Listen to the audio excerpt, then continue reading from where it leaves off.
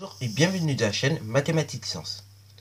Aujourd'hui, je vais vous présenter et expliquer une vidéo qui est une vidéo exercice sur calculer une échelle cette fois-ci. Pour cette vidéo, fait suite à une autre vidéo dont tu pourras retrouver le lien dans la description. Et donc cette vidéo dernière, donc qui faisait suite à celle-là, on te montre justement l'intérêt d'une échelle, comment ça fonctionne et justement comment on peut l'utiliser. Et donc là aujourd'hui, on va s'intéresser à calculer une échelle. Et justement, utiliser et calculer une échelle, ce n'est pas la même chose. C'est pour ça que j'ai fait deux vidéos bien distinctes, comme je ne l'ai pas fait dans la leçon d'ailleurs, pour t'expliquer l'intérêt cette fois-ci de calculer une échelle. Bon, alors donc on nous dit que ce carré, donc ce carré que tu peux voir ci-dessous, mesure 24 cm de côté, donc un côté du carré, ok, dans la réalité. Donc on nous demande de calculer l'échelle de ce carré. Bon alors, quelle initiative vas-tu faire cette fois-ci? Bon bah tout simplement, ça va être très simple, on va prendre la règle et on va mesurer un côté de notre carré. Bon, notre carré mesure à peu près 6 cm. Ok, le côté de notre carré mesure à peu près 6 cm. Pourquoi je dis encore à peu près? Je sais que j'ai déjà posé la question pour ceux qui ont regardé la dernière vidéo. Je sais que j'ai déjà posé cette question, mais néanmoins, c'est toujours utile de savoir pourquoi et de comprendre l'intérêt. Alors pourquoi justement je dis à peu près? Parce que tout simplement, un instrument de géométrie ne permet jamais de donner une valeur exacte, mais une valeur approchée. En gros, un ordre d'idée. Ok? Donc c'est pour ça que je dis à peu près. Ben alors, 6 cm, ça veut dire quoi?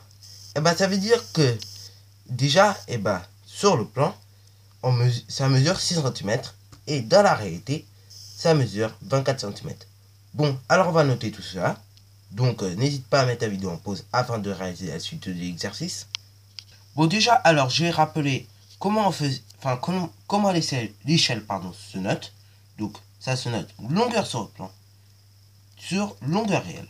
Bon, alors là sur notre figure, l'échelle est de 6 cm, ok, et dans la réalité 24 cm. Donc en haut on mettra 6 et en bas 24. Allons-y pour nous noter. Bon, l'échelle de notre carré est de 6 sur 24.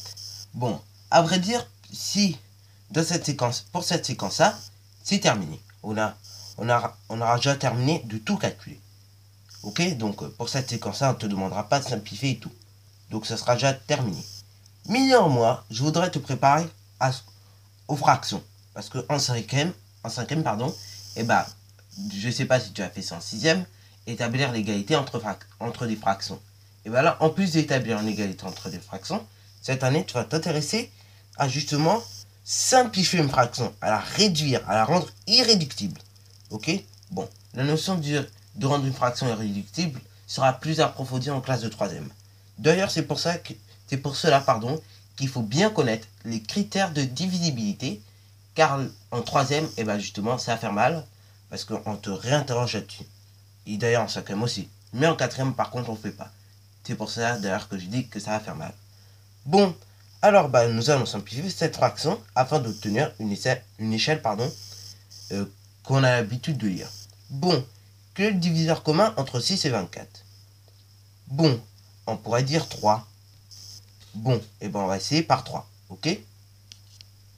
Donc on va diviser 6 et 24 par 3. Donc, ok, 6 divisé par 3, ça nous donne 2. Et 24 divisé par 3, ça nous donne 8. Bon, alors, c'est pas fini. Parce qu'on peut encore la rendre irréductible, cette fraction. On peut la réduire encore. On peut la diminuer encore. Ok? Bon, quel est le diviseur commun entre 2 et 8? C'est 2. Ok?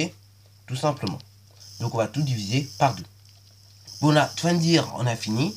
Ok, on a fini de simplifier. Mais néanmoins, on oublie de faire un truc. Oui, on a oublié de dire que ces fractions étaient égales. Donc, on va mettre le signe égal, tout simplement. Ok, ça paraît banal, mais néanmoins, c'est toujours utile de mettre. Ok? Donc, on va mettre égal. Voilà. Pour bien montrer que les fractions sont égales. Et justement, on va rédiger notre phrase réponse. Ok? Bon, alors voici la phrase réponse. Donc, l'échelle de ce carré est de 6 sur 24, soit un quart. Bon, alors je sais pas si tu as remarqué, mais néanmoins, on aurait pu le faire plus rapidement. Ok? Bon, en cinquième, on le fait par tâtonnement, si tu veux. Mais en troisième, il va falloir le faire encore plus rapidement. Parce qu'il y a un diviseur commun entre 6 et 24. Et bah, c'est 6 tout simplement. Donc si tu divises 6 par 6, tu obtiens 1 directement. Et du coup, 24 divisé par 6, ça te donne 4 directement. Et ça permet de gagner du temps. Ok? Bon, voilà, c'est déjà la fin de cette vidéo. Alors si tu as bien aimé, n'hésite pas à liker, à commenter et surtout abonne-toi pour ne rien manquer de tes futures vidéos.